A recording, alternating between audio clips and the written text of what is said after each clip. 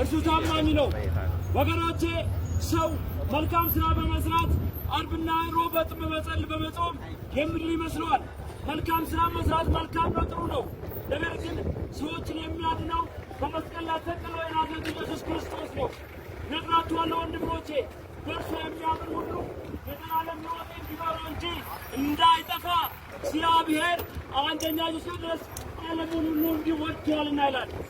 እንኳን ደስ አላችሁ እናንተ ሸክም የከበዳችሁ ሁሉ ወደ እኔ ኑ፣ እኔም ደግሞ አሳርፋችኋለሁ አለ። እርሱ ታማኝ ነው።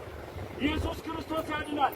ኢየሱስ ክርስቶስ እናንተን ሊያድናችሁ ከዘላለም ጥፋት፣ ከዘላለም ሞት ወደ ዘላለም ሕይወት፣ ወደ ዘላለም ድል ሊያመጣችሁ ኢየሱስ ክርስቶስ በመስቀል ላይ ውሏል።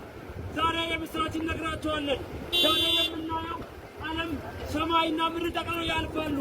የማያልፈው ግን ይህ የምናገረው ወንጌል ግን አያልፍም። አንድ ቀን ሁላችንም ተሰብስበን በፍርድ ወንበር ፊት እንቆማለን። ያኔ ፍርድ ለመውለጥና ወደ ዘላለም ሕይወት ለመግባት ወንጌል ልታምኑ ዛሬ ግድ ነው።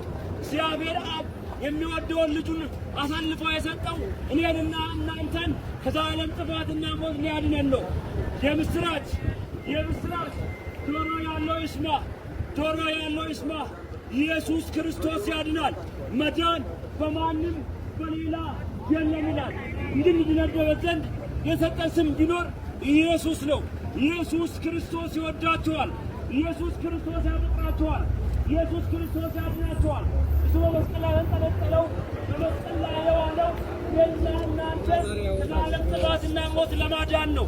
ወገኖቼ ሰዎችን ከዘላለም ጥፋትና ሞት የሚያድነው ወንጌልና ኢየሱስ ብቻ ነው። ኢየሱስ ክርስቶስ የሌለው አሁን ተፈርዶበታል።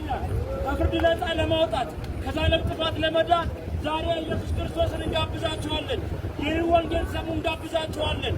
ልጆች ሆይ ኃጢአትን አታድርጉ፣ ማንም ደግሞ ኃጢአትን ቢያደርግ ከአብ ዘንድ ጠበቃ አለኛል፣ እርሱም ደግሞ